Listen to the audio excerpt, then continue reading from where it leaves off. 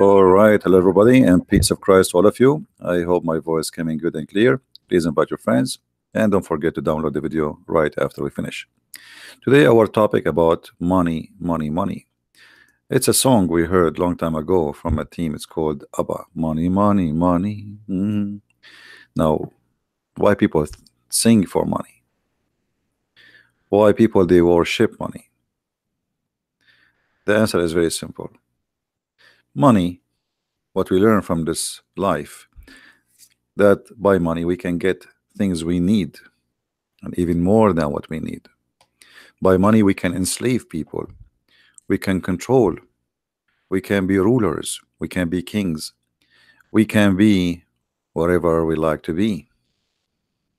We can destroy life, we can save life, we can take life. Money do a lot. And the human being understood what money is about. And this is why the whole world is running after money. However, religion is no different. Religion, and hardly you can find something that's called religion, is not connected to money.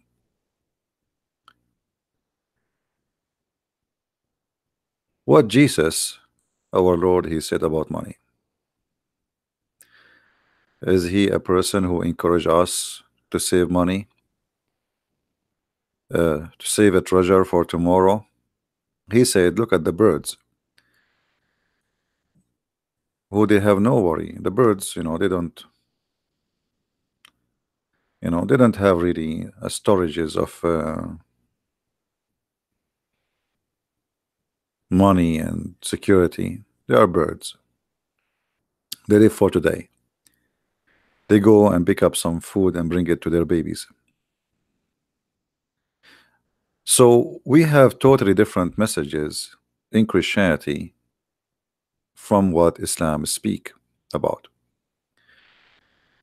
The Messiah, he said that you cannot worship two masters. You cannot worship two masters. You cannot work for both. Work for both here mean, you serve who? You cannot serve two masters. For they don't match. The money and God, they don't match. And that is clear what he meant. That either you are with God, you serve God, or you serve money.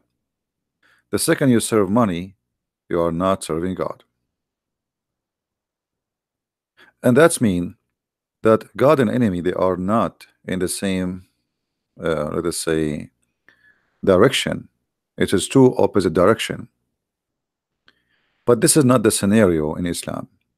In Islam, you serve Allah when you serve money. And today we will focus in this issue. Now there is many verses in the Bible speaking, Jesus speaking about that money will not help you, money will not save you, etc. And but the clear message is you cannot serve two masters. The second you are a person who is after money, you have a master, and that master is the money. In Islam, the story is different. In Islam, Allah himself, he need money. Allah himself, he promised heaven for those who give him money. Now for sure Allah is not a person who exists. Allah is a fake God. Who is the one who will get the money? That's Muhammad. So Muhammad, he convinced the Muslims that if you give me money, you are giving a mortgage to Allah.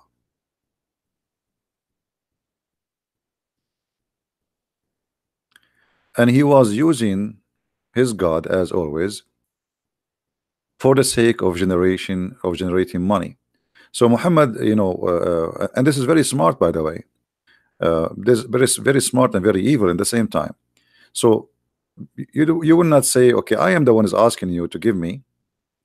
No, it's Allah. I'm telling you what Allah said. So now you are not just thinking about making a donation to Muhammad. No, don't you want to save yourself? Do you want to save yourself or not? So you have to give a mortgage to Allah, and Allah will pay you back in heaven. And who is the one who will collect the money? It is Muhammad. And Muhammad, he keep using that all over the Quran. Even he was asking the Jews that you should give me money too, because God, he order you to give money to the messengers. You have to support them with money. You see here the translation says, and then my messenger to support them. But in fact it says, وَأَقْرَضْتُمُ اللَّهُ قَرْضًا حَسَنًا, and we gave Allah a kindly loan. So by giving the messengers money, you are giving Allah a kindly loan. Okay, why Allah don't give the messengers loan? Can't Allah sponsor his messengers?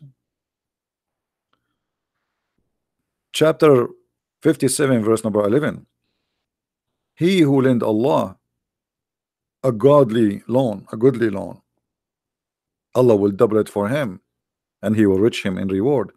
Allah will make you rich. Just give him the money. Allah, he is in need and he is begging for money. Again, who is the one who will collect the money? Muhammad. The Muslim, they might say to you, oh, this is a charity. Well, hold on. I mean, charity, you don't keep saying just say give it charity. Give it charity, and that's it. Give it to the poor. Don't give it to Muhammad. If you see somebody is poor, feed him. Jesus says, if somebody asks you, give him. If ask you for your coat, give him your dress. And here this is about helping the needy, not just giving people your stuff. I mean, we are not crazy people. You go on the street, somebody says, give me your coat. And then Muhammad, he go further with giving money, to the point he claimed that if you give him money, Allah will not only reward you in heaven, but he will grant you forgiveness.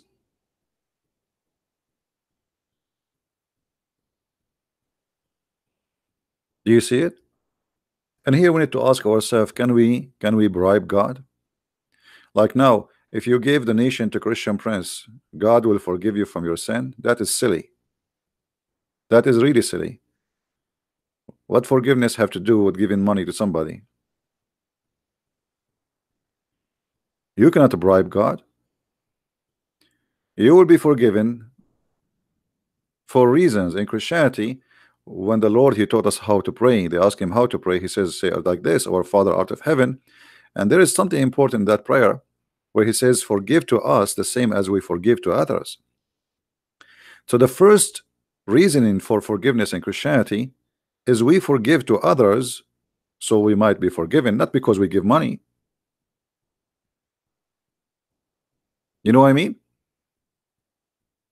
In order to be forgiven by the Messiah,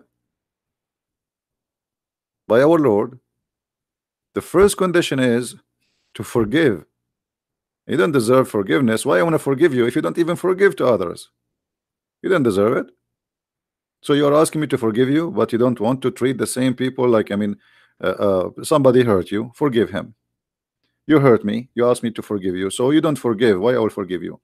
Not is because of you paid money to Jesus, you will be forgiven. What Muhammad here is saying, that if you give me money, Allah will grant you forgiveness. Allah will grant you this forgiveness. And that, obviously is far away from the truth. And Muhammad always, he used to scare people, to make them pay money. He is a professional scammer. If you remember, when Muhammad, he made a speech to the women, saying to them, I saw that most of you are going to be in hellfire. What was the solution?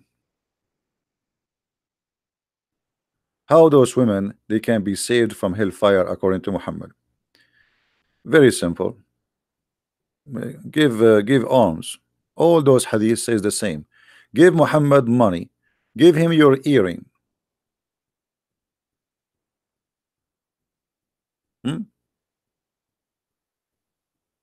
Give him your earring. Give him your money.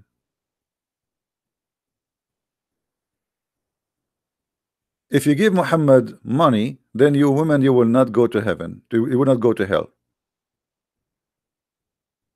All those references in front of us.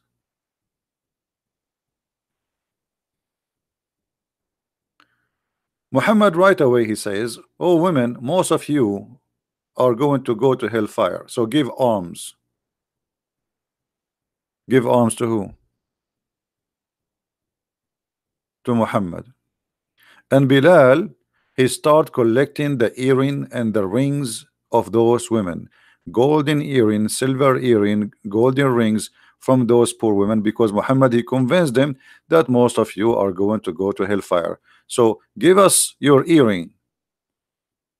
Give us your earring if you don't want to go to hellfire. And Muhammad here actually he confirmed that women, they are, you know, half a brain.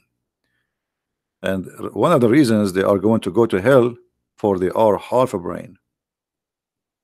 And because she have her period, which is very stupid. Very stupid.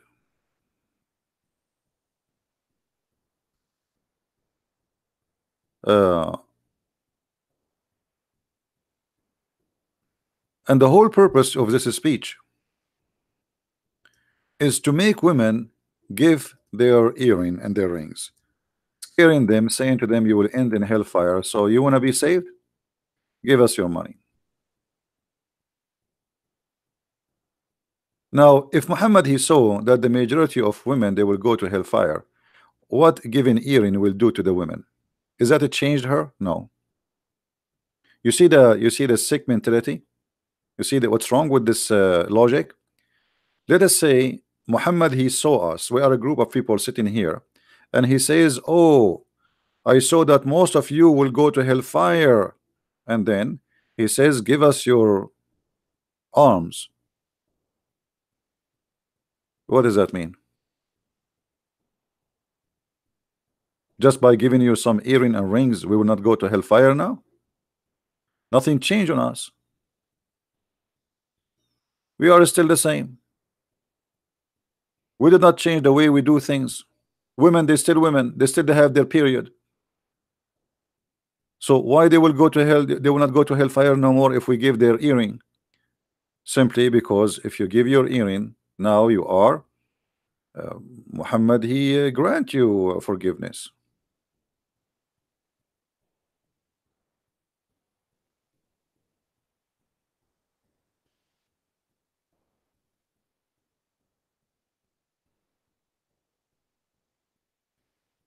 That's it. There is a hadith I'm trying to find. Let me see.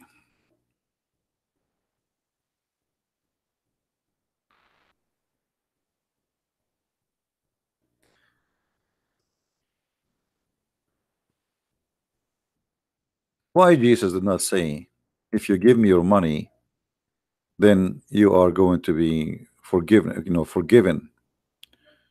Why Jesus did not have the same logic? If the Muslim they say that Jesus, which is Isa for them, which is a really wrong name, uh, that Christians and Jews they have the same God. So why in the God of Islam, if you give some money, you are going to go to heaven, and you give it to the Prophet, but if you give it to if you don't give, then you go to hell. And why women they will go to hell? Just because they have their period, because they have half a brain. If the women have their period, that's mean if that is a defect in religion. That's what Muhammad said, a defect in the religion. So if this is a defect in religion, isn't it Allah who made them with the period? And since when having a period will make you a bad person? Look here what happened in this hadith here. He commanded them to fear Allah. Why? Because he said to them in the beginning, he was working with Bilal, his slave, and then he says to the women, directly speaking to women, then he moved away and he went to the women, and Bilal was with him. Bilal is the money bag. He is a slave who collect money from those who Muhammad he scam. He commanded them to fear Allah and exhorted them and remind them. He praised and glorified Allah, and he urged them to obey Allah. And then he said, give it charity, for most of you are the fuel of hell. A lowly woman with dark spot in her cheeks said, why, messenger of Allah, we are going to go to hell? He said, you complain a great deal and you are ungrateful for your husband.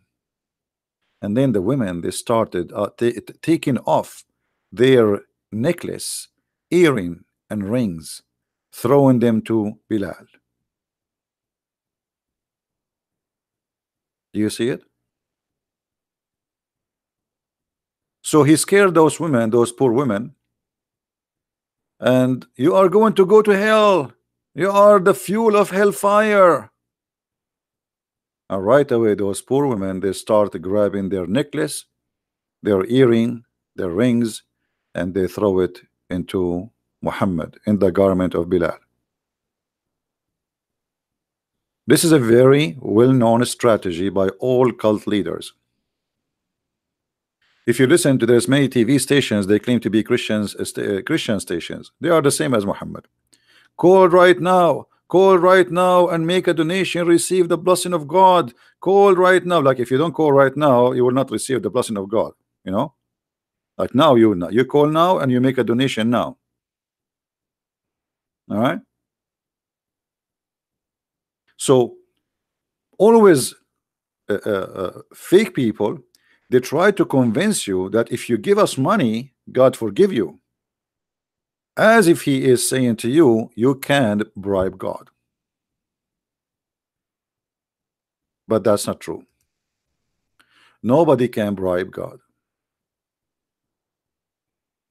We have a brother here, he posted a verse from the Bible.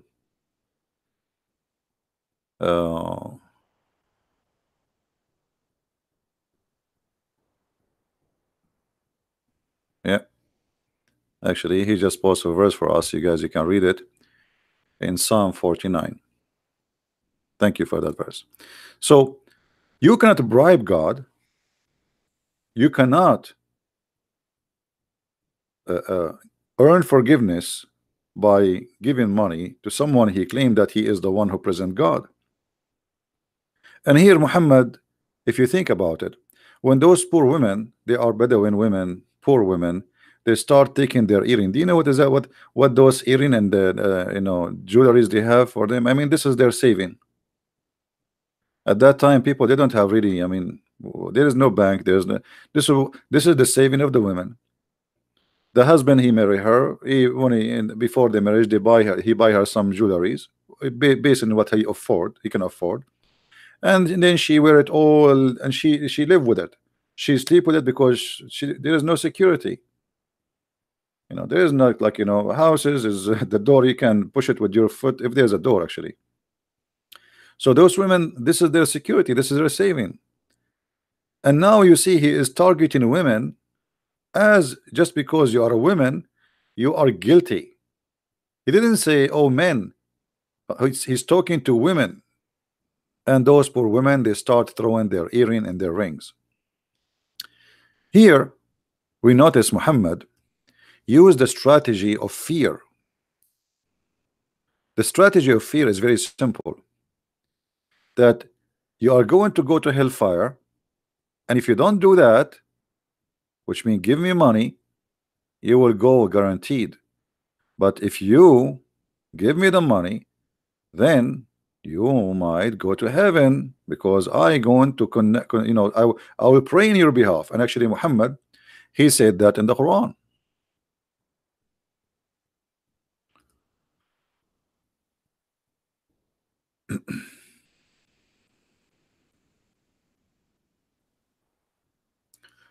Muhammad, he says, if you want to meet the Prophet, which means Allah, suppose he's speaking, oh, you believe, when you consult Messenger of Allah in private, spend something in charity before your private consultation. So you guys, if you want to talk to Christian Prince in the private, you have to pay. If I am Muhammad, you have to pay me, Muhammad, You have to pay me as Muhammad money, otherwise I will not talk to you in private. Anyone remember that Jesus refused to meet somebody unless he pay him first? Do you know how much money Jesus can make? A person who can raise people from death, a person who can make the blind see, a person who can heal any illness by a touch. How much money he can make? You can imagine? Imagine if Jesus now he opened a clinic in this miserable earth. How many millions and billions of people they will attend the clinic of Jesus? Healing is guaranteed, perfect healing, and it's for free. Muhammad, who healed no one, who has no miracles, yet if you want to speak to him in a private consultation, you have to give him money. There's a verse in the Quran, and I don't know if any of you remember it, where Muhammad he kicked a man because he is poor from his house. The chapter of Abasa wa Tawalla.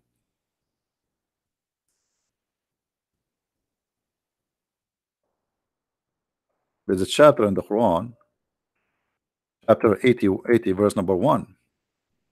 It says that the Prophet gave a bad face to a man. Who is this man? He is a blind man. But why? What for? The answer can be shown in the Islamic interpretation. You see, we don't use a Christian interpretation. The Muslim, they will say, oh, you know, this is a Christian Prince interpretation. He's lying, brother. He's lying, brother. He's lying. No, I'm not lying, my friend. I'm not. This is your tafsir, and we will show it in the screen.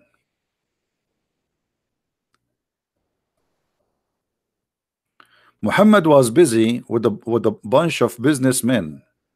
This is the book. It's called Asbab al-Nuzul, which means the reason for the verses to come down.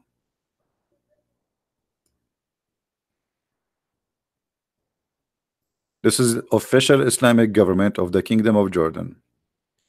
Muhammad, when Ibn Maktoum, who is a blind man, he come to meet him. Muhammad was speaking to the highest men of the tribe of Quraysh, the rich men. He was meeting with Utbah and Abu Jahl, Ibn Hisham, and Abbas, etc. So they supposedly he is meeting with people who they are important, hoping that they will embrace Islam. Ibn Maktoum stood up and said, "O Messenger of Allah, teach me of that which Allah has taught you."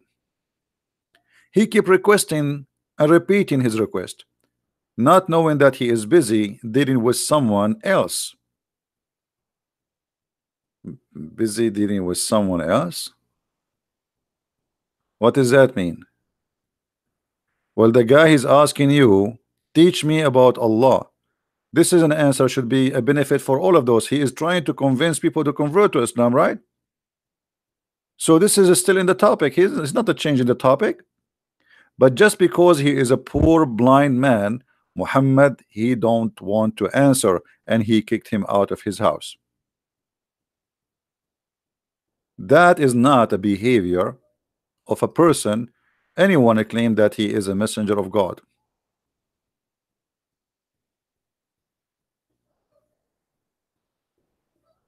Why a man who is a messenger of God want to do such a thing? Shall we go to Ibn Kathir and see what Ibn Kathir will say about this? We can go to Ibn Kathir and try to find out in the English of Ibn Kathir, which is different always from the Arabic. But let us see, let's get them busted. This is Ibn Kathir, chapter 80, verse number 1.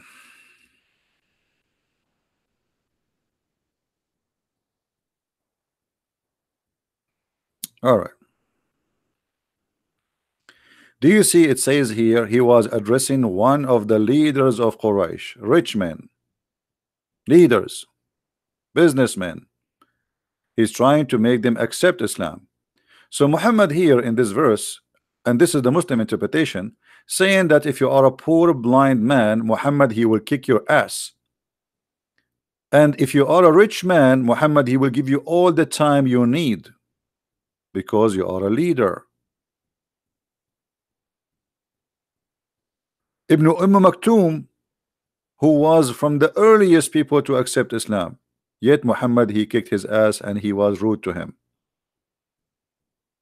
Even the Quran confirmed that. But somebody might say, okay, why the Quran reporting the story? After Muhammad he did that, people, the same people who Muhammad was meeting them, they start saying, look at this guy, he claimed to be a prophet of God, yet he was rude with the blind man who believe in him. You know what I mean? Because they witnessed this. They witnessed that the Muhammad, if he is a good man, trying to convince us that he is a prophet of God, how a good man he will do what he did to the blind man in front of our eyes. So Muhammad, in order to wash his hands from being guilty, he make a verse saying, Allah says to me, why you did that? This is wrong. Do you see the evil of Muhammad? He make verses supposedly God saying to Muhammad, why you did that?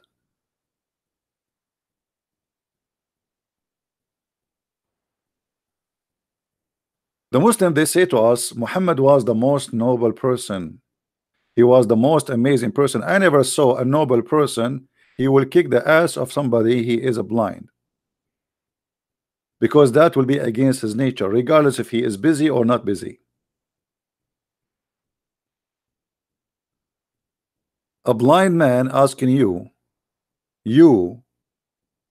do that to him?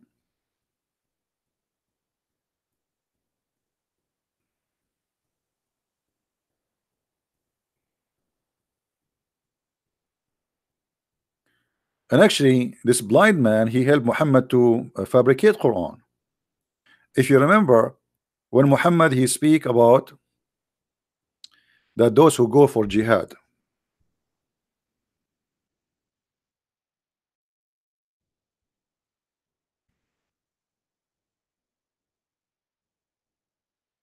Muhammad was speaking about those who go to jihad, and Muhammad he mentioned that there is certain people, there is no sin on them if they don't join jihad.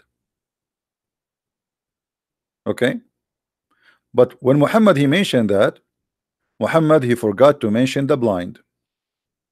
Ibn Maktoum, he said to him, and what about us the blind?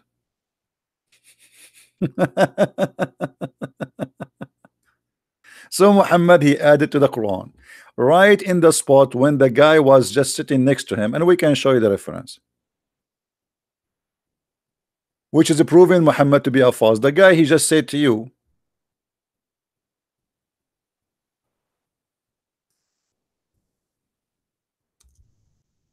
what about the blind?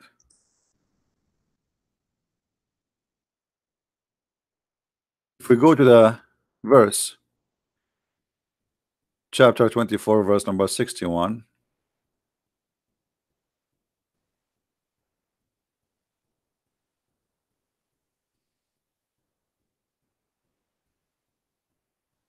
So actually this guy, he was a helpful for Muhammad. He made Quran for him, or at least he gave him reasons to make verses.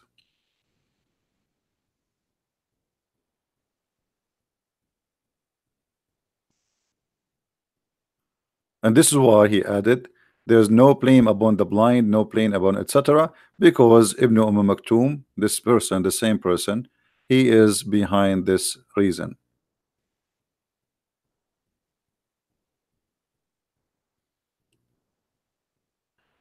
In different verse, Muhammad he says the following.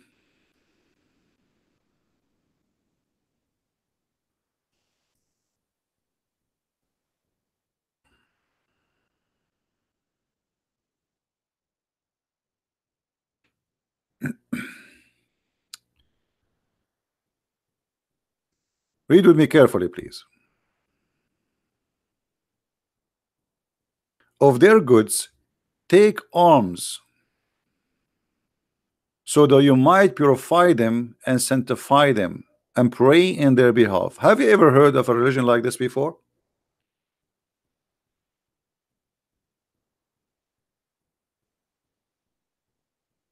Anyone notice here what what is the dangerous about this statement? Who notice? Let us see from you guys. I want you to think with me. What is the problem with this verse? As you see, this is not my translation, this is not my website, this is your Islamic website, this is your Arabic, this is your English. Everything is yours, Muslims. I have nothing to do with it. What is the problem here? Anyone notice?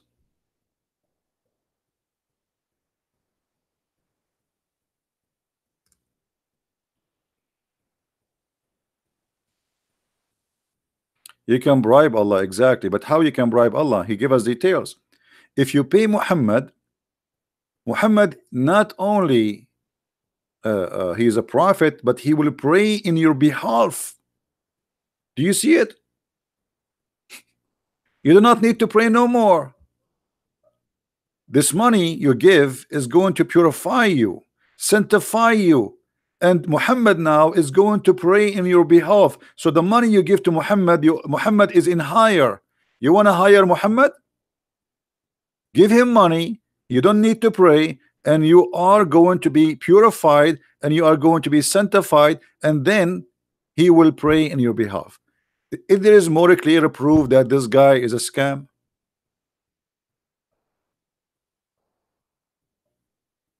So imagine I say to you, if you give me money, you don't need to pray. That's it. I will pray on your behalf. Just give us the money. Obviously, this is a scam. We have a Muslim guy. He's saying, "Is this guy is stupid?" Osman, answer us. Okay, maybe I'm stupid. You are smart. Osman, you are a Muslim and you are smart. I never saw a Muslim. He is not smart, by the way. All of them are genius. To the point they believe that there's in heaven, there's a woman. Her ass is 1 mile.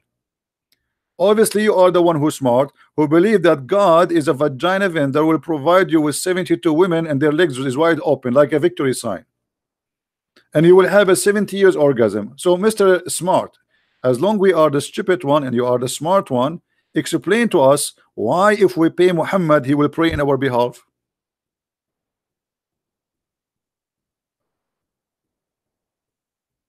Do you know, Mr. Smart?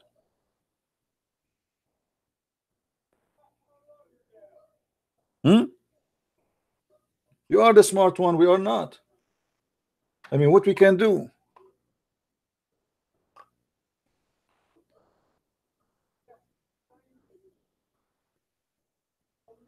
He see a lot of poor people will go to heaven. My friend, he see a lot of people will go to heaven, but yet his best friends, all of them, they are rich. He promised Uthman ibn Affan and he make him the caliphate after him because simply he is a very filthy rich. Who is the poor people? Muhammad, he bought, you know, the Quran says, look at this. Have you ever heard, not only in Islam, not only you can bribe God, Allah can bribe you too. If you are strong and Allah need you, Allah will bribe you. Look at this verse.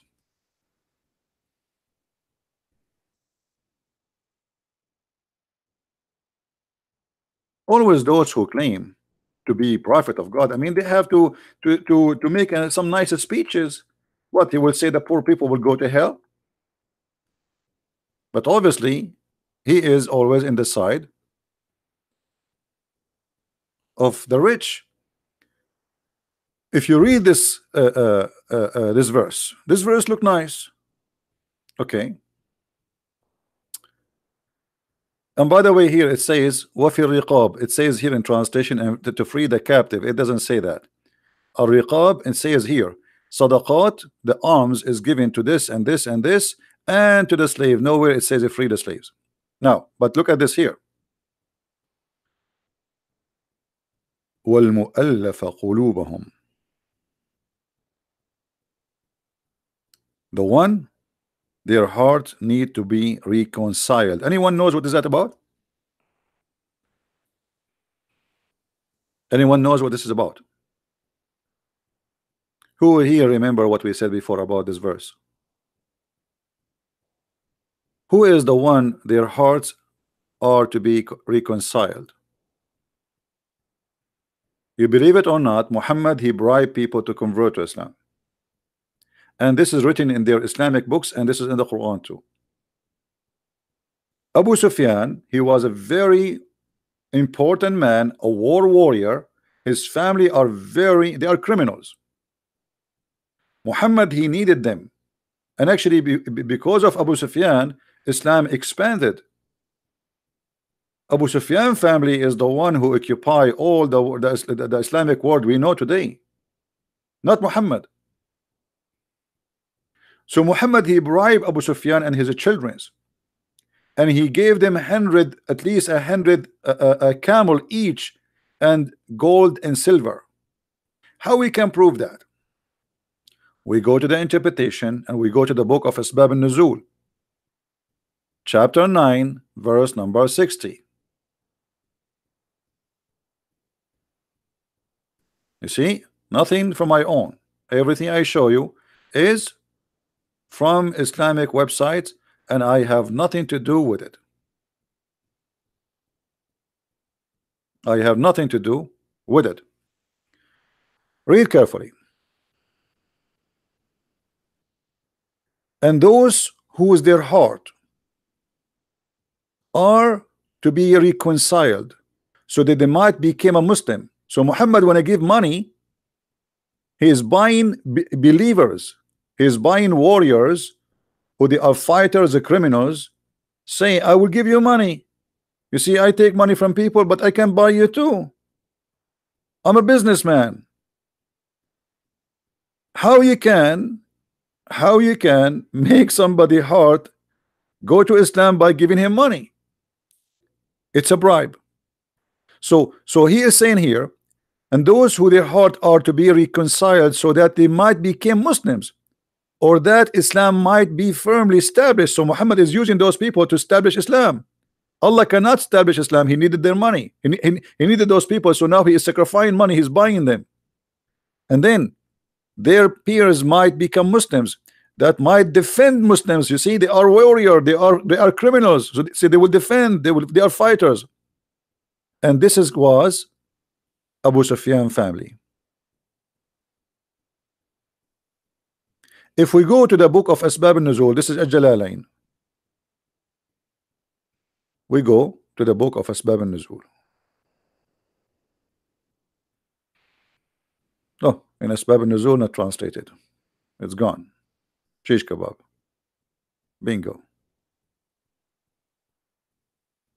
You see? Read carefully with me. Read carefully with me. And those who their hearts are to be reconciled, give them gifts such as Abu Sufyan's and his companions. Do you see it? And they were 15 men. 15 men, but they are, they are in charge of many men. They are many fighters. They are very powerful. So Abu Sufyan and his gang, Muhammad, he made them convert to Islam by giving them money. If we go to Ibn Kathir in English, I don't think we will find too much details, but let's try. Chapter 9,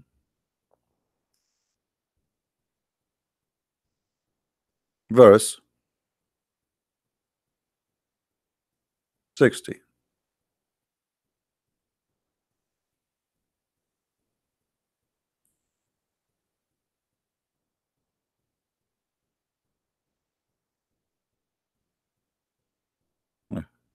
We cannot find anything. Ibn Kathir in English is gone. There's no Abu Sufyan story at all. It's shish kebab. Disappear. Yeah, we cannot find it as usual. Nothing new. Nothing new.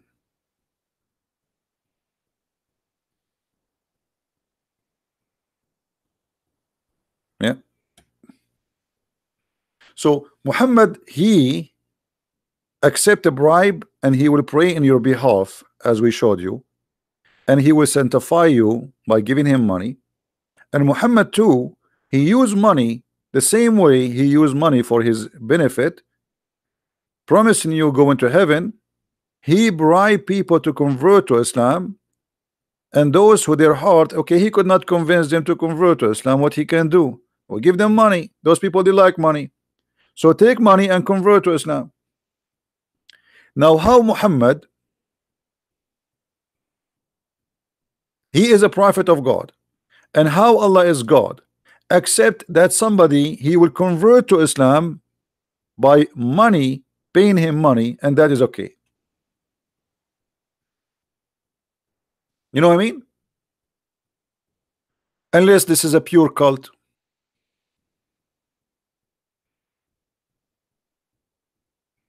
Guys, forget about Osman. Leave him alone. He's just a kid. Focus with me. Try to learn something good for you.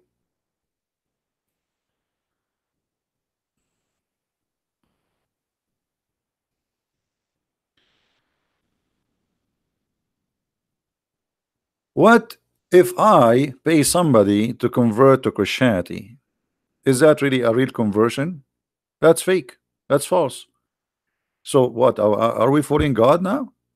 So I give you money, you became a Christian. Are you saved? You're not saved. You're going to go to hell. Actually, me and you will go to hell now.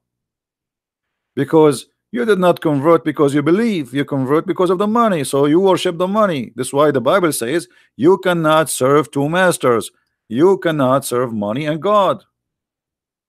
So we have totally two different agenda and totally two different belief.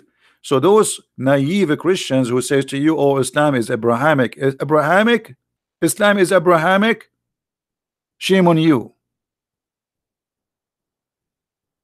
Shame on you. If Muhammad he used some names in his cult, does not make him, or does not make those names belong to him. What if somebody 10 years from now he says, I, a Christian prince, he support me and he accept me, but he is a big fat liar? He can use the name of somebody people they like, and this is exactly what Muhammad did. He brought names which you like so he can make a delicious dish for you. Somebody wanna put a poison in your food, he will put it in your best food, not in the toilet seat. Do we agree? In order to put poison for you, I have to make you believe first that this food is good to eat. I'm not going to put it for you in a piece of ugly all the cheese, smelly cheese, you will throw it in the garbage. I will bring you the best of the cheese. I will bring you the best of the salad. I will bring you the best of the food you eat, you like to eat, and then I will put my poison there. So he brought the names which you like. He brought Musa's, he brought Abraham, he brought even Jesus, supposedly Isa, and he brought Mary, and he brought all the good names, and he put them in his book so you can eat.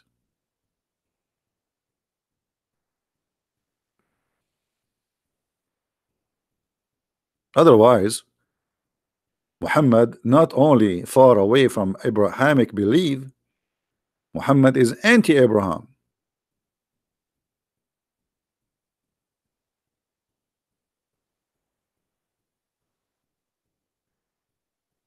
At the same time, we have tons of evidence that Muhammad he have no answer to debate those who debate him in his time. As an example, the Christian and the Jews, they did not accept Muhammad for a second. And because Muhammad is a liar, he have no answer. So how Muhammad he answered the Christians and the Jews? Using the name of Abraham. Let us show you this verse.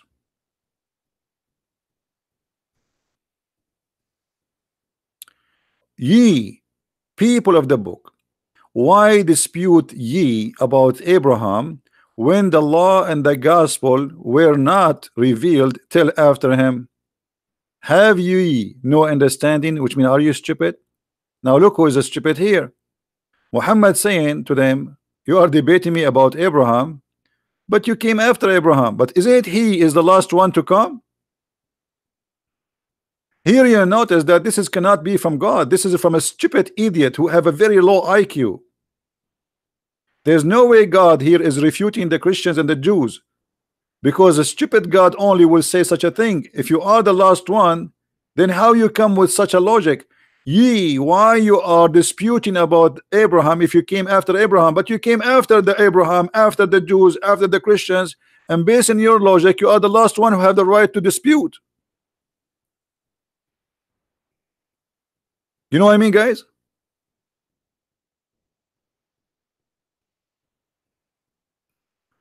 Abbas is saying, why Jesus, he said to the women, dogs. Jesus was quoting what the Jews they say.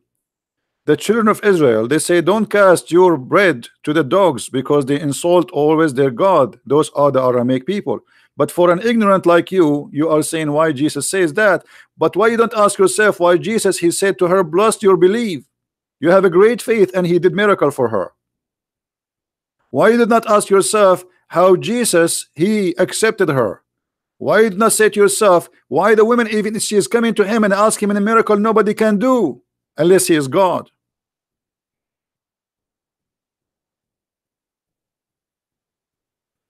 And as long you are against people to call somebody dog, why your Quran saying that we are the worst of animals? Hypocrite Abdul.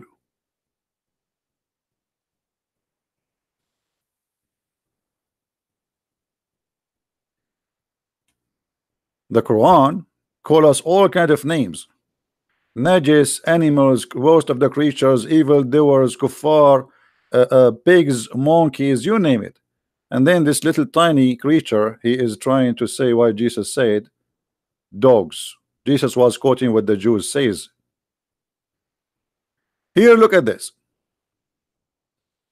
If Muhammad is a prophet of God and the one is talking here is God, there's no way God will say such a stupid statement. The one who came after, he have no right to dispute with the one who came after him. This is what the verse saying. But based on this, Muhammad is the last one to have the right to dispute.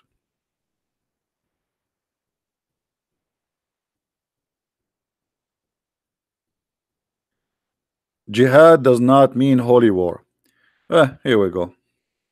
Okay, the one who says jihad does not mean holy war, who is the donkey who told you that? Give me his name so I can get him busted.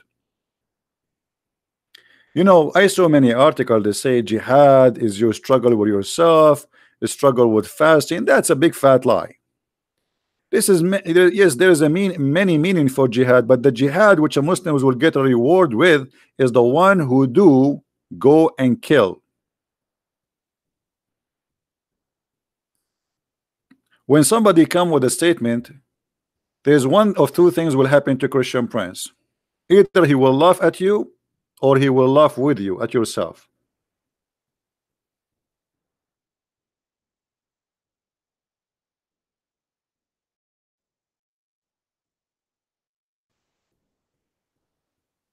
The jihad which Muhammad promised the Muslims, the version 4, is going and killing anyone who don't believe in Allah. And the jihad have two parts, either by money for those who cannot go for war, or those who go physically and kill. Now if there is anyone who dare to say I'm lying, please let me know. Actually, why we waste our time? We can get you busted immediately. Here we go.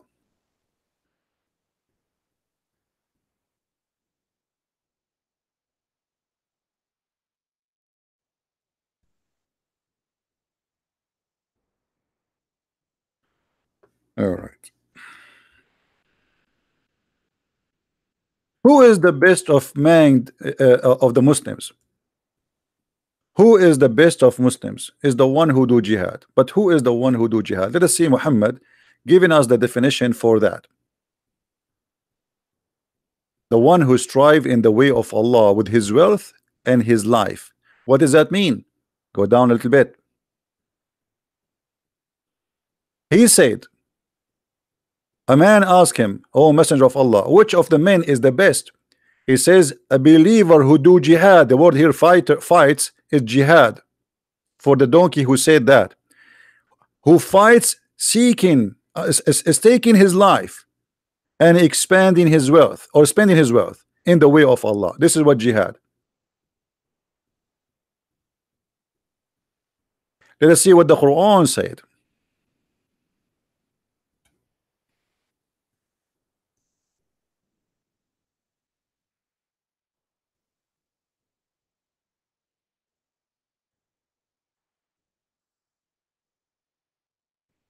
We have tons of verses about jihad. Kill, kill, kill, kill.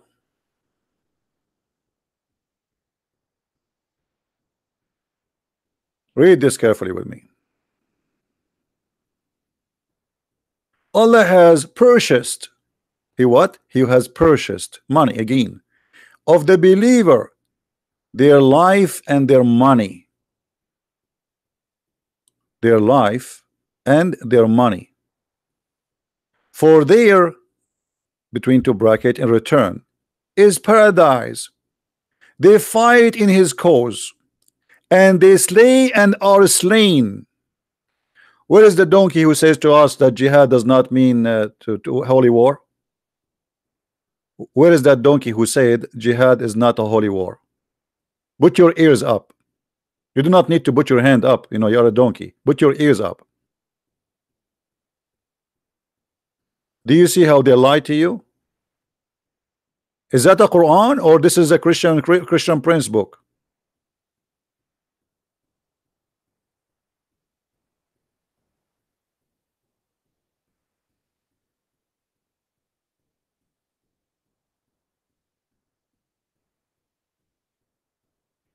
Not only that, Muhammad here, he confirmed that Allah, he purchased you. You are a property of Allah, and your money belong to Muhammad, and your life belong to Muhammad. Muhammad, he can do whatever he want with you.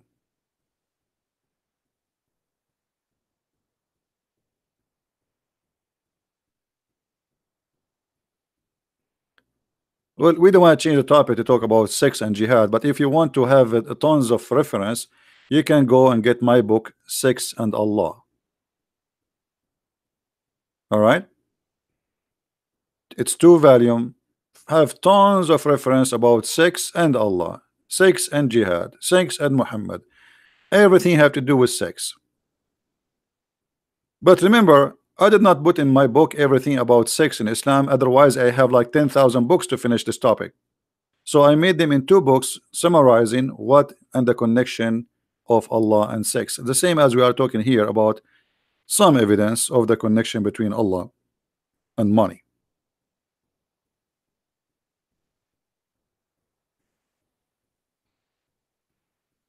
If there is a Muslim, he is a sheikh, and he think he is not shaky to debate me, please don't hesitate. You can give us your Facebook, post a challenge in your Facebook. I want to debate a Christian Prince, and post your Skype. We will call you immediately, not tomorrow, not next month, not next year. Is that fair, guys? Is that fair? If there is any sheikh, he is not shaked, terrified to debate me. If you have the courage and the knowledge, post in your Facebook, I make a challenge to Christian Prince, and for sure your Facebook will verify who you are. Don't create a Facebook media today just to make this lie, because there's some kids, you know. We want a verified page of Facebook for a sheikh who is willing to debate me. You post it there, you post it here for us, we check it out, we will call you. I will call you immediately. Just give us your Skype.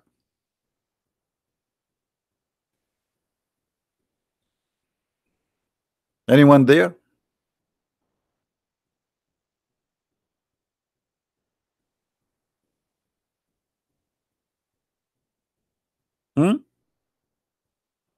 Fight for his cause. Why Allah he need to fight for his cause? Any Muslim can explain why Allah don't fight for his cause? Allah is God, right? If Allah he want, a Muslim, they say if Allah wants something, he say be is going to be. So what the point here saying to us to fight each other, slaying each other? Why you don't solve the problem? You're God. If the purpose is killing the kuffar, you kill them. Why your God Allah cannot kill us? He need you to kill us because he is not exist. This is Muhammad fooling you.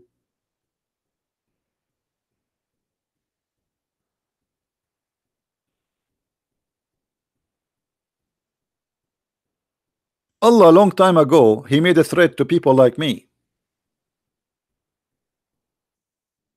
saying to them, if you don't believe in Muhammad, look what we will do to you. What he will do to us? Brother, if you don't believe, brother, in the Prophet Muhammad, brother, Allah is going to erase your eyebrows, and Allah is going to make your mouth close, and your nose is inside your head. Let me show you the interpretation. Chapter 4, verse number 47.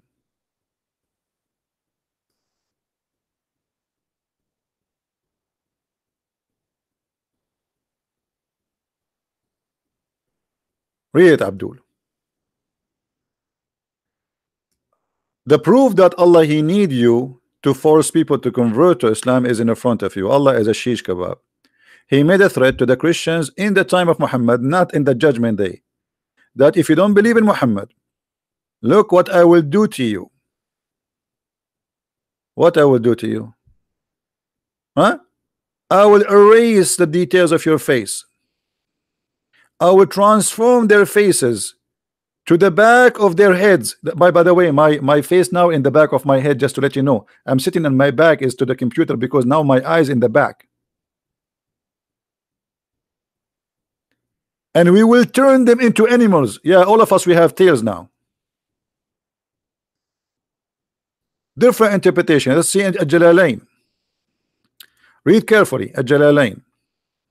O you who giving the scriptures, which mean Christians and Jews, believe in what we have revealed in the Quran, confirming what is with you of the Torah before you, or we liberate faces, erasing their eyes, their noses, and the eyebrows. And by the way, to be honest with you, in the other day, a policeman, he stopped me. I was driving, and he says, where your face? I said, I don't have face because Allah, he deleted my eyebrows and my eyes and my nose and my mouth. And not only that, he caused my nose to go inside out, like naps of the necks or a flat plate. And this is why I use my face sometime to put rice in it. Like when I go to overseas, they ask me, do you have a dish with you? I say, no, put it in my face. It's like a dish. A very clear proof that Muhammad is nothing but a scam. He threatened the Christians in his time. You be careful, you better believe in me now. Allah will do this to you soon, the same as he did to the Jews, which means he did it in the past, not in the it's not about tomorrow in the judgment day. This is now, and nothing happened to the Christians.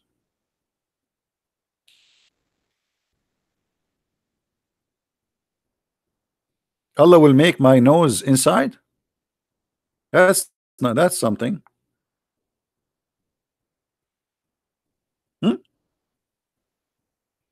Look at this. A Muslim, he is posting for us this verse. This is the verse always the Muslim they post for you just to fool you. This verse you posted from us, you idiot, it's about the Jews. Muhammad here is saying, he is quoting a verse from the Old Testament, where the verse says, if a person he killed an innocent man.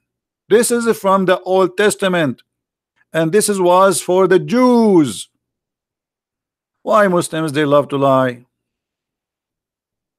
This is have nothing to do with you. It says there actually, and we order Musas. Why you don't post the verse before it? This is for Musas, not for you. And if we ask the Muslims, by the way, who is an innocent person in Islam?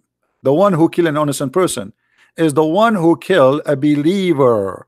If you kill non-believer, he is not an innocent person. Liars will end in fire. And we are here to get you busted. Right? Let me show you. First, by the way, this person, this liar, he did he cut a part of the verse. Did you notice that? Did you notice how he cut a part from the verse? He's a corrupt person. Muslims are corrupt people.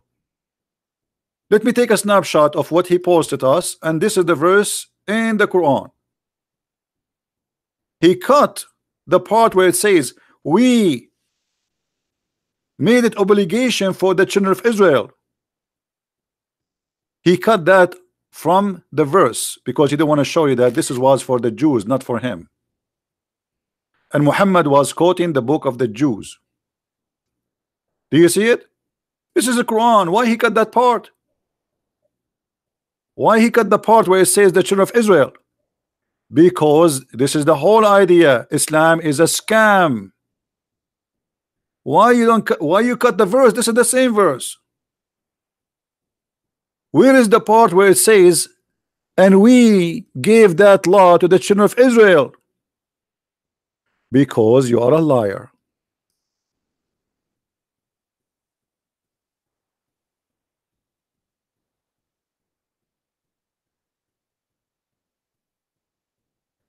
Abdul, you cannot play with the Christian prince.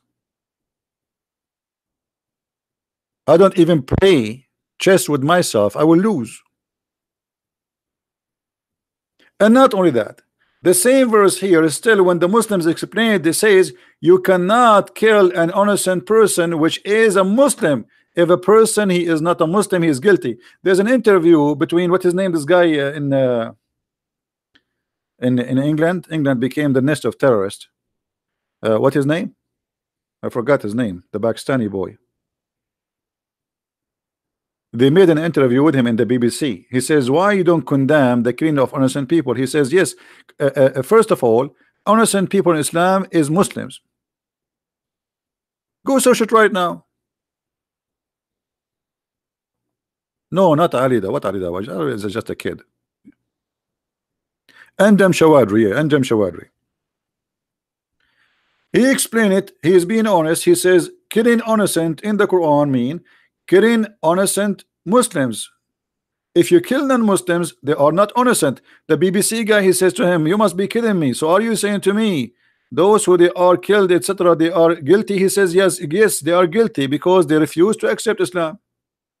And this is exactly what their interpretation says. So they quote for you a verse to mislead you, to misguide you, and to fool you. And there's many stupid idiot out there, they are waiting for being misguided. Why you don't quote for me the verse after it to show you the mercy? The only reward who make war upon Allah. Upon Allah, how you can make war upon Allah? I am in war with Allah. What is the punishment for me? You know, when you see the word war, you think those people are fighting Islam by like taking sword. No, the second you say a statement against Muhammad, you are waging war against Allah. What the punishment? The verse after it. They will never quote this verse for you. We cut their hands, we cut their feet from opposite direction, we crucify them, and we expel them from the land. Have you ever seen a Muslim quoting for you the verse after this verse? They don't quote it.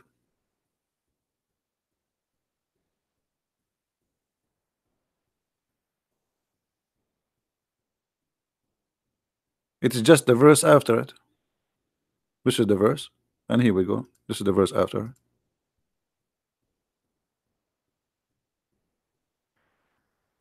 Look what Muhammad said, just to get them more busted.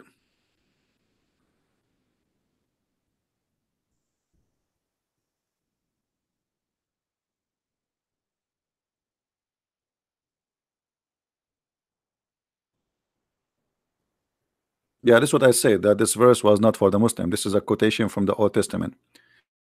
Muhammad, all those hadiths saying that I've been ordered to kill all mankind except Muslims. Do you see it? I've been ordered. Here they use the word translation fight. Well, fight what? By zucchini? Fighting by the sword. I've been commanded to fight all the people. All people what? All mankind. Till they declare that there's no God but Allah and Muhammad is the prophet. And if they do that, and they pray as we pray, and they slaughter as we slaughter, and they eat as we eat, and they face the Qibla as we face the Qibla, and they pay the zakat, and blah blah blah, all the condition, and then and only then their blood and their property is secured from my hand. Do you see it? So what is the war? What war we are talking about here? If you don't accept Allah, you are in war with Muhammad. If you don't accept Muhammad as a prophet, you are in war with Muhammad. Even if you accept to say Shahada and you don't pray as Muhammad he order you, he will kill you. Even if you say Shahada and you don't pray in the direction of the Qibla, the Kaaba, he will kill you. If you don't pay the Zakah, he will kill you. Do you see it? Is that my statement? Is that my book? Look how many reference. All of them they are Sahih. All of them they are Sahih. Their blood and their wealth are safe from me. Muhammad is nothing but a gang leader. Why their blood and why you want to take their wealth? Just because you don't accept to say Allah is God and Muhammad is prophet, their wealth is insecure and their blood is free for you? Yes, this is Islam.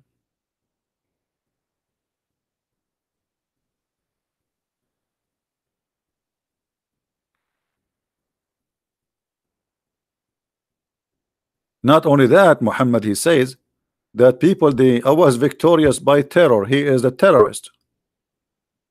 From a distance of a month.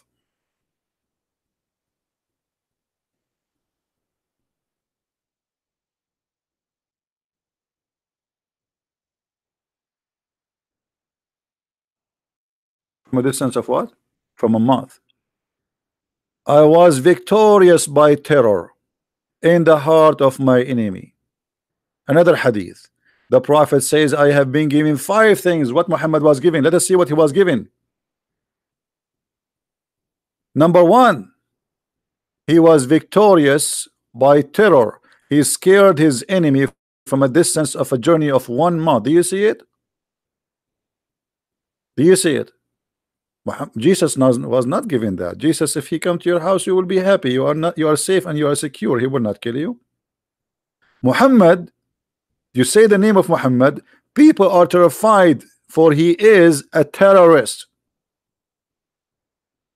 You see here they translate the word Ra'ab, which means terror, by Awi.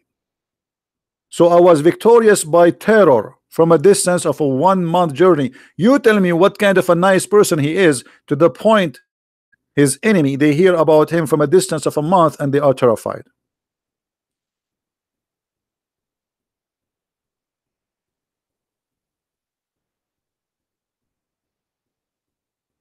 Now we go to the second part of our topic. Go back to the money. Money is not only Muhammad he pay you, money is how Muhammad he buy you. We showed you how Muhammad he bought the family of Abu Sufyan, but what about heaven?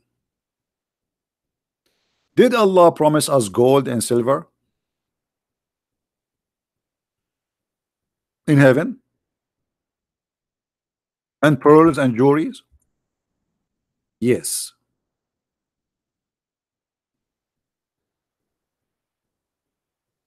Read carefully with me. Allah he take your money now, but he promised you money later. Allah will admit those who believe and work righteousness deed, which means killing the Christians, killing the Jews, killing the Hindus, the Buddhas, the atheists, etc. To the garden beneath which rivers flow, they shall be adorned therein with a bracelet of gold and pearls, and their garment made of silk. God wanna give me bracelets made of gold? That is money. Cloth is made of silk, that is money. Pearls, and even the ground will be made from za'faran. The ground in Islam is made from za'faran and jewelries. In chapter 76 verse number 21 it says the following: upon them will be green garment of fine silk and heavy brocade, and they will be adorned with the bracelet of silver. In the other verse, Allah he made a mistake. Anyone remember what the mistake? Anyone remember the mistake? Who noticed the mistake here between the 2 verses we just mentioned? Anyone remember? There's a mistake, clear mistake in the reward. No, one verse saying that you will have gold, and the other verse saying it says a bracelet from silver. Correct? One verse saying that Allah will give you a bracelet from silver. This verse. The verse before it, Allah, he says Allah will give you a bracelet from gold. So which one? Here it says asawira min fidda, bracelet of silver. But didn't he say you will have a bracelet from gold? Which one?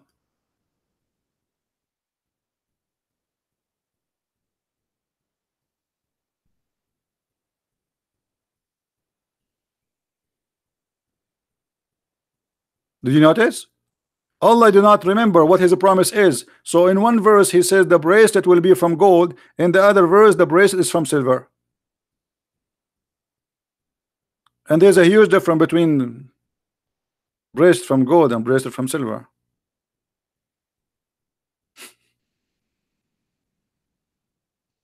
And here you ask yourself, what is the value of gold in heaven?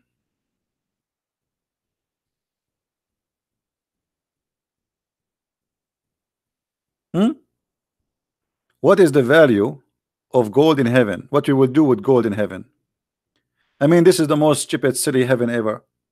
Imagine I give you £1,000,000 of gold and then everything for free. So what we will do with the gold?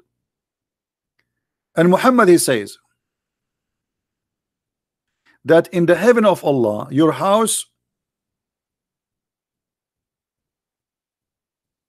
is made one brick from gold and one brick from silver.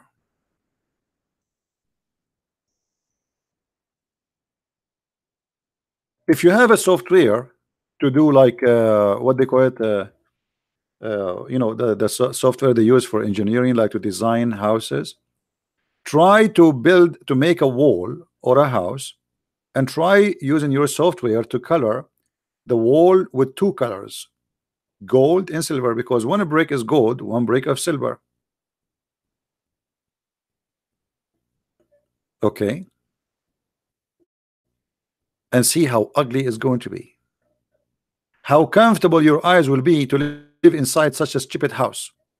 I prefer a cabinet or a cabin made from wood, will be a lot nicer, so friendly, and I will feel like a human inside it.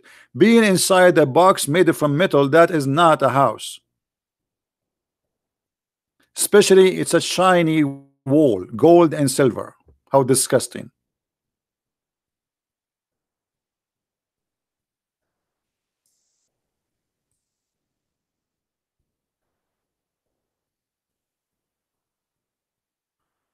Let us go and see some description.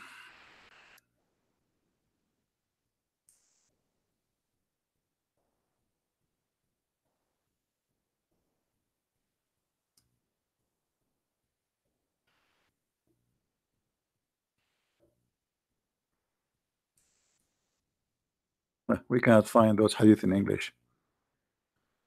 Oh boy.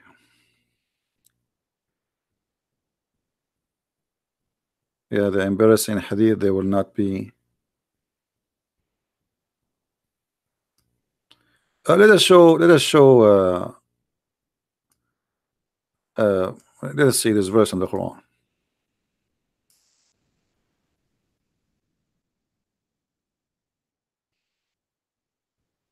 Look at this description for the heaven.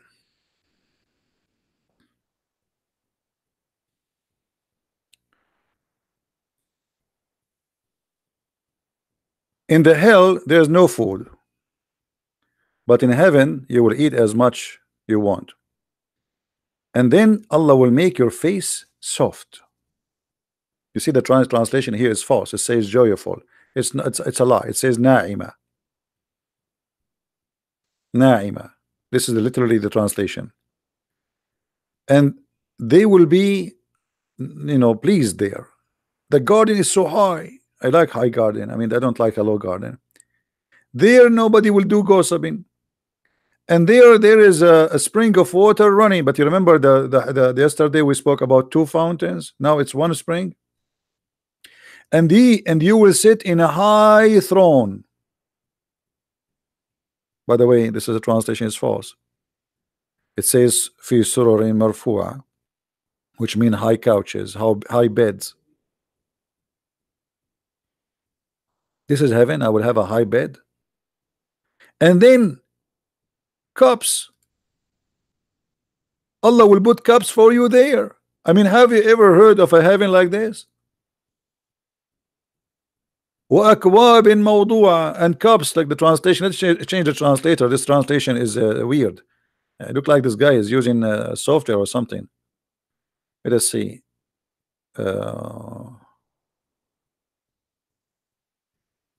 Here we go. See? And cups set at hands in heaven, my friend. You have cups there. I mean, you enter your kitchen, brother, you have cups. Have you ever heard of God? He's promised me to have cups in heaven.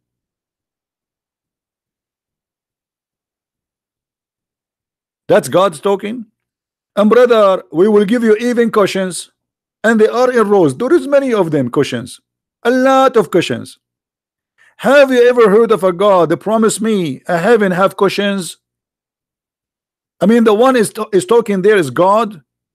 This is Muhammad fooling those poor Arab who sleep in the floor. Hey Abdul, I will give you a cushion. Are you serious, prophet? Yes, brother. I will even give you cups, because those Arab don't have cups. The cups only is in the hand of the Persian and the Roman. Those Arab are desert people. So he promised them cups is even from a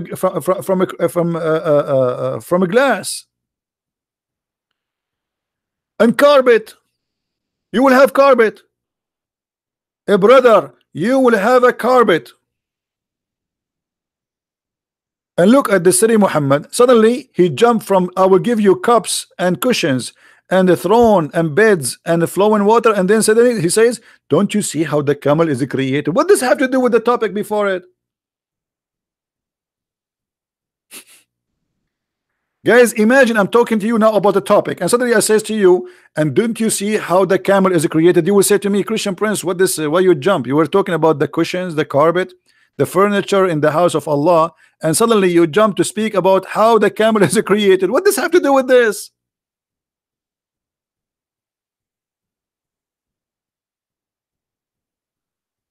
I mean, this guy, he have a diarrhea. He don't know what he's talking about.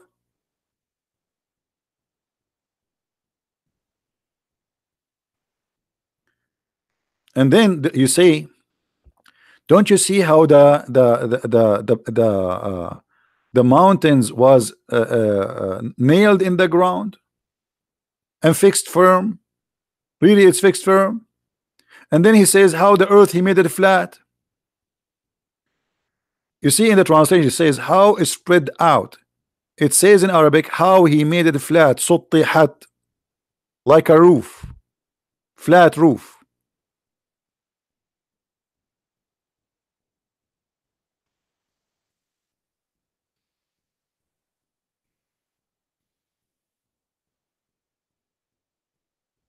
And yet they say to you, Islam makes sense and Islam is a religion. Islam is a crazy, is a cult.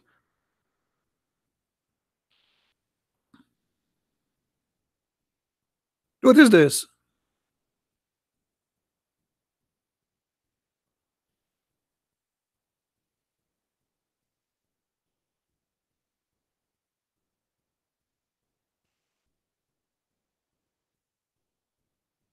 Look at this one. Hold on, let me show you this one. We mentioned that Allah will give you cups, right? Okay, read this one with me. You believe it that this is God talking? First of all, around you, brother, there will be boys. You will be reclining in your bed. Imagine that. Recline in your bed. And you will be facing each other. I mean, look at this description. So brother Abdul Shabir Ali will be facing brother Shamsi. His bed is here, his bed is there, and they are facing each other. And then around them there will be little boys who they are naked, and they are so beautiful like pearls, as in different verse describe them. And they will serve them, those boys, or around them there will be cups and jugs and glasses from a flowing wine. And you ask yourself why somebody want to commit suicide. Hey, look at his life here, it's a disaster. He have to work, go in the work, work as a taxi driver or a truck driver, and spend the whole day driving or doing concrete work to make pennies. He kill himself. He go there. He will find all those boys naked around him and women opening their legs. There's no panty, and each time he have sex with her, Allah, he will make her vagina brand new for him again, and cups and jugs and glasses, and he's wow, that's amazing, brother.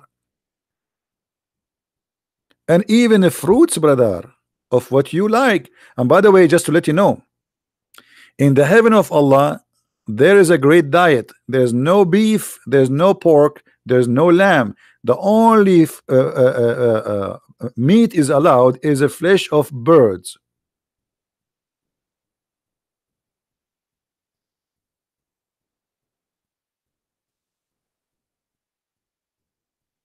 Hmm? This is the open buffet of Allah. Only chicken, no shrimp. That's it.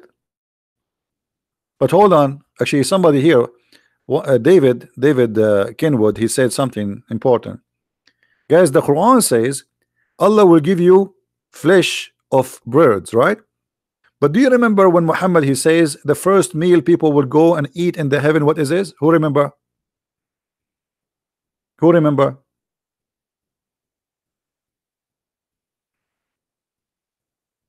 David, he just posted. Who remember?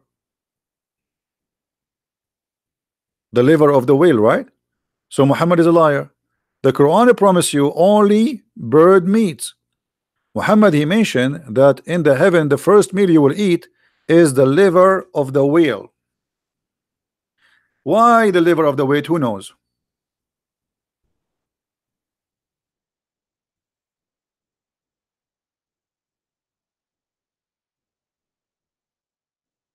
Hmm?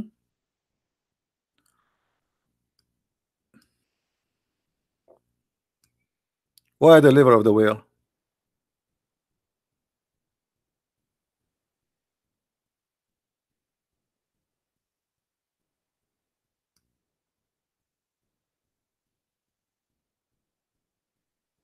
Six. The Arab, they believe that if you eat from the liver of the whale you will become a porn star.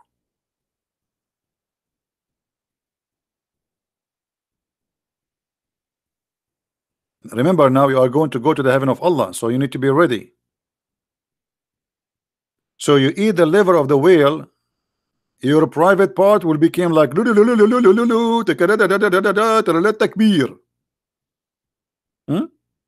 Viagra, thank you very much. And look, actually this story here is the most hilarious story. A guy, he came to him and he said to him, I came, brother, to ask you a question about the three things nobody knows unless he is a prophet. Hold on. Guys, he's asking him a question about three things nobody knows unless he's a prophet. But the guy, he know the answer. Because later he agree with him. No problem. Nobody knows the answer for it unless he is a prophet. But the guy himself, he know the answer. Let it go. Firstly, what is the first portent of the hour? Secondly, what is the first meal of the people of paradise? Thirdly, what make the baby look like the father? And each answer is hilarious. And then Muhammad, he says the first meal, etc. And then look what make the baby look like the father. And if the man, now he explained how the baby look like. If the man discharge proceed the women, then the child resemble the father. And if the women discharge proceed the man, the child resemble the mother. And this is, nobody knows the answer for it except the prophet, brother. This is why if I ever get married, I will never have discharge first. I don't want my son to look like me. What a disaster. Even I go to Walmart, everybody leave. Alhamdulillah. I enter a store, everybody's out. I go in the elevator, nobody there.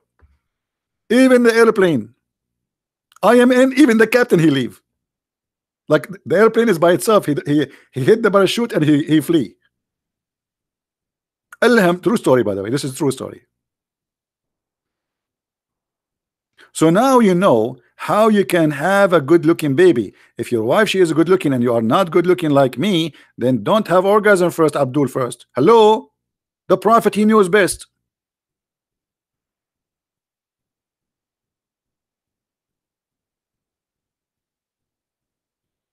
You found a sheikh, let him post in Skype, he in the, sorry, in the Facebook, that he accepted challenge me, and you know, just give us his Facebook, and he can post there his Facebook account, and we will contact him. Hmm?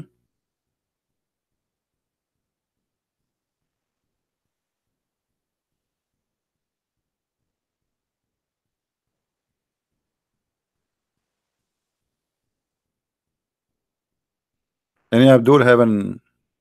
This is what proves that your prophet is a prophet, because he believed that the first meal of people who enter heaven is a whale liver.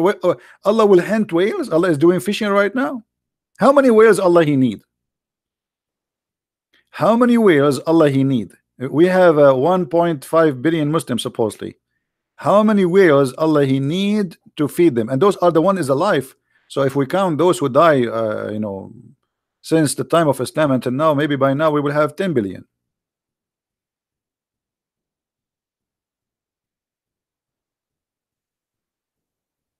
We need a lot of whales.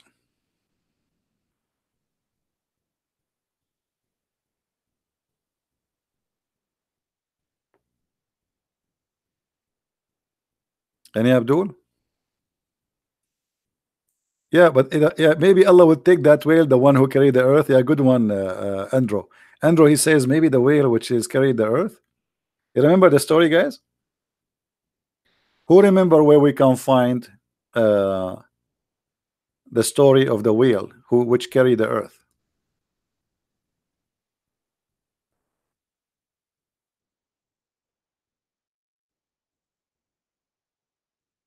Who remember? Before I put it in the screen, who remember? Which verse is speaking about the whale carrying the earth? Noon. Yeah, but what verse? What chapter? Actually, that chapter is, it should be, actually the chapter name should be chapter Noon, but the Muslim, they change the name, they make it Al-Qalam with a pen.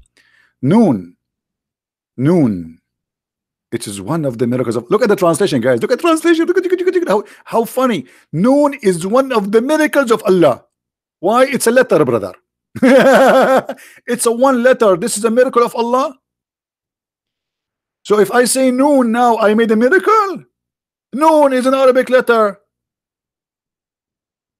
You see here, noon is not really noon. It's just N, letter N. Let me type it for you in English. It just, this is what it is. What miracle of Allah, you donkey. But because they cannot explain it, it's a miracle, brother. That's it. This one says noon. In Arabic, when a letter alone, we give it like a name, so we call it noon. But it's a letter N. That's it. This is a miracle of Allah. Why? Is Allah the one who made this letter? But if we go and to try to find out what this noon mean, you will be really amused. Shall we go and see what noon mean? Just for the sake of education. Chapter 68, verse number 1.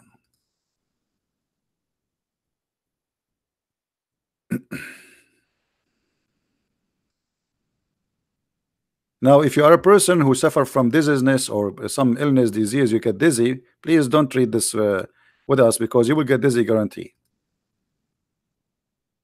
Noon. What noon mean? Brother, Ibn Abbas is talking, the cousin of the Prophet himself. And from the narration and the authority of Ibn Abbas, he said, regarding the interpretation of Allah saying noon, noon, he says, Allah swear by noon, which is the whale that carried the earth on its back, and the whale in the water, while in the water, and beneath it there's a bowl, and under the bowl there is a rock, and under the rock there is a dust, and none knows what is under the dust save Allah. Here the knowledge of the scholar stop. Don't ask me more questions. I do not know. I could not go deep in the ocean more than this. That's it. My knowledge arrived to the dust, and the dust I do not know. Please don't ask me.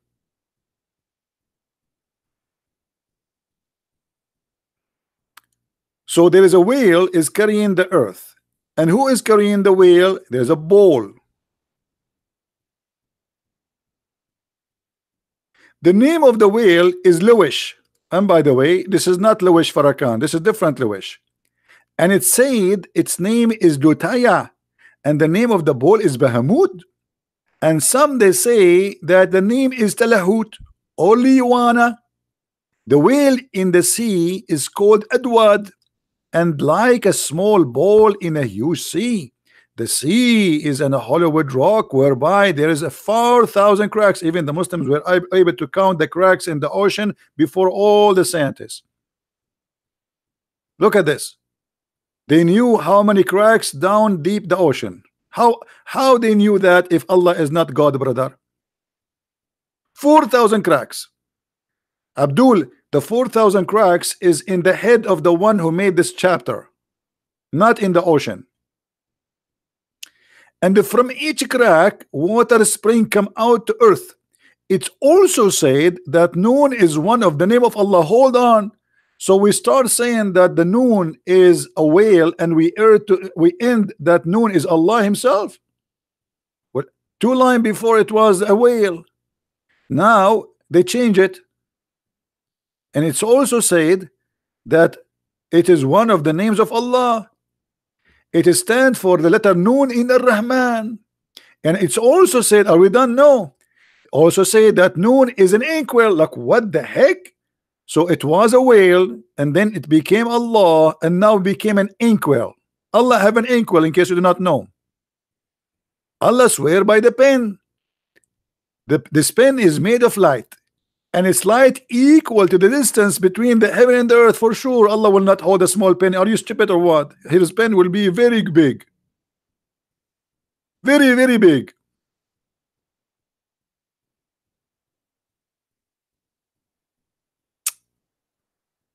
Oh boy. How many of you feel like converting to Islam? And by the way, supposedly this is interpretation. This guy is explaining. Anyone understand anything now? Is it better before the explanation? I mean, after the explanation, now we are getting more dizzy. So which one is the correct meaning? I mean, this is the interpretation. This is the explanation. And the funny, the Quran says, Allah said that we made the Quran, explain the Quran in great details.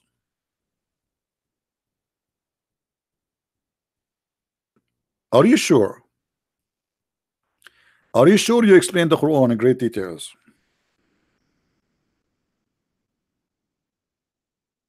I can't tell, brother.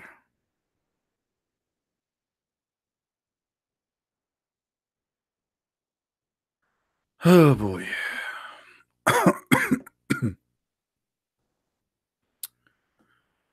Do we have any Abdul have a comment?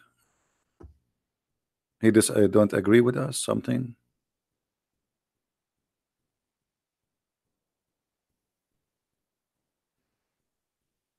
And thus how we explain our ayat. Allah explained them. Are you sure? That's a hell of explanation. That's how we explain, brother. This is how we explain them. This is how we explain our proofs. So you might know, brother. Chapter 6, verse number 98. And this is how we explain details of our revelation. So if the Quran is explained in detail, so why Muslims you are making interpretation what nobody can understand anyway?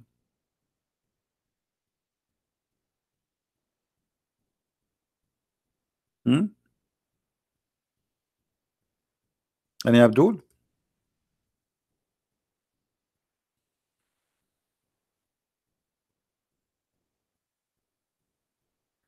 All right, I think we will finish for now. And don't forget, please, to download the videos. If you like to learn more about Islam, feel free. You can go to Amazon and search for Christian Prince, and you'll find the list of my books in all languages. And remember, for those who speak Spanish, we have our book in Spanish already out. For again, for those who speak Spanish, and we have in German, we have in Swedish, we have in French, and for sure in English. So if you are a person who care to read and educate yourself, please feel free and get your copy. Now, the reason we ask people to download the videos, because we want you always to have reference, and they are for free. It doesn't cost you money. It's for free. All the time we give here is for free. If there is something I can do more, every day I give many hours of my day for you guys for free. I lose my voice, I spend my time. This is a topic which for me very annoying, by the way. I don't like it, but because there's nobody to replace me, nobody can take my place. Somebody have to clean the garbage, and that is me. Cleaning garbage is not fun, but somebody have to do it. Otherwise, all of us, we will get sick.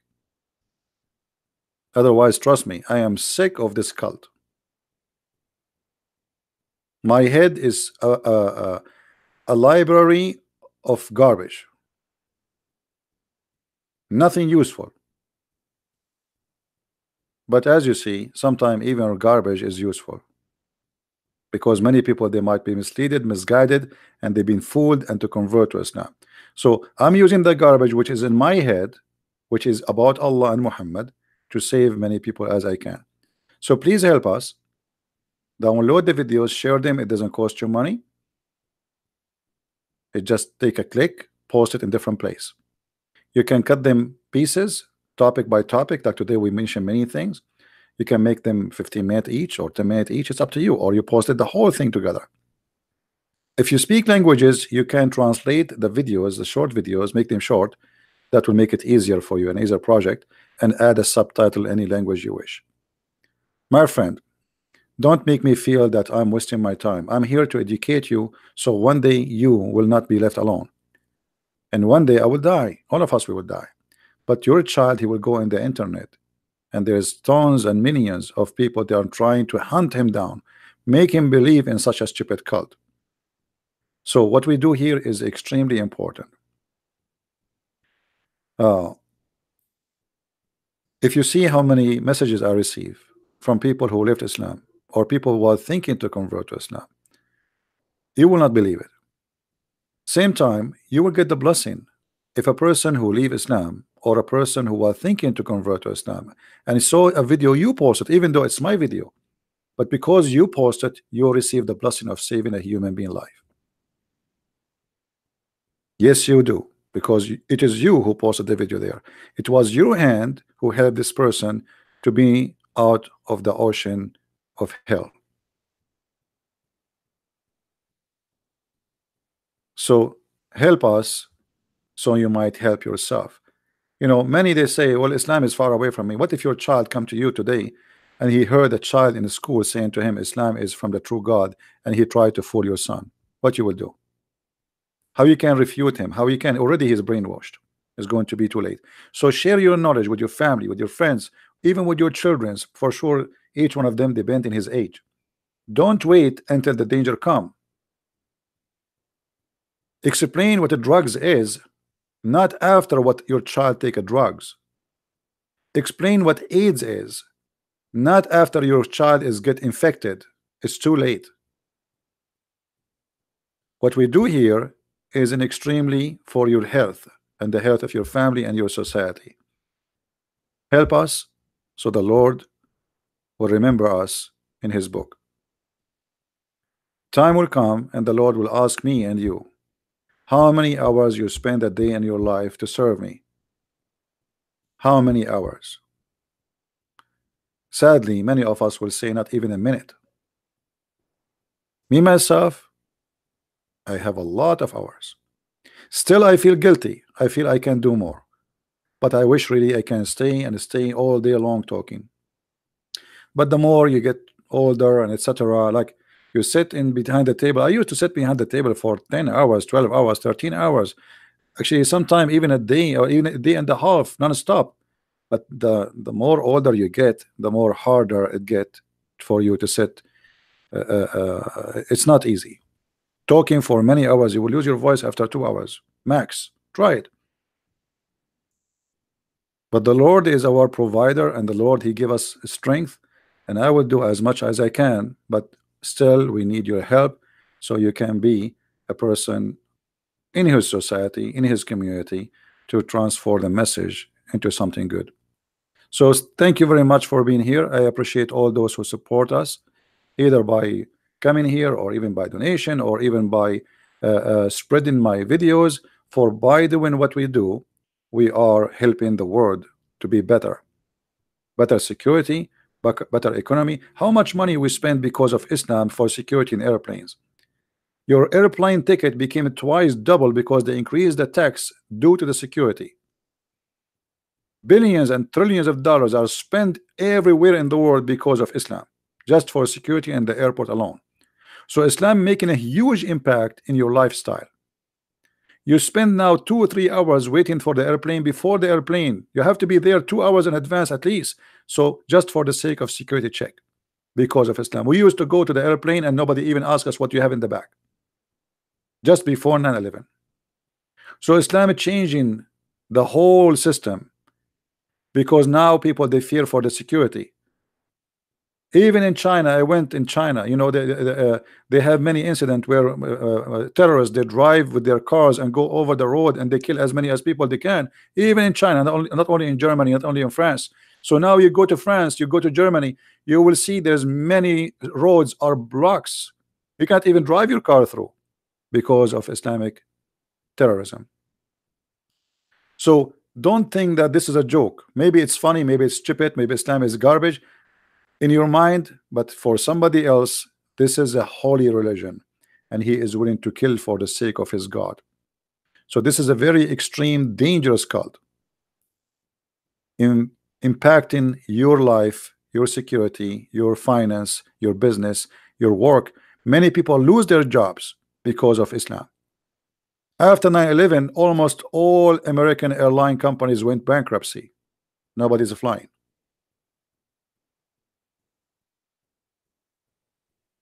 So be careful, my friend. This is not a joke. Thank you very much for being here. And this is your brother in Christ, Christian Prince, was with you. Remember always that there's no better name than his name. And they can hurt our body, but they cannot kill our soul. We are saved, and he is with us, and he is now listening to us. Every two who mention my name, I will be between them. He is right now listening. We are the followers of the living Christ, and they are followers of the dead Muhammad.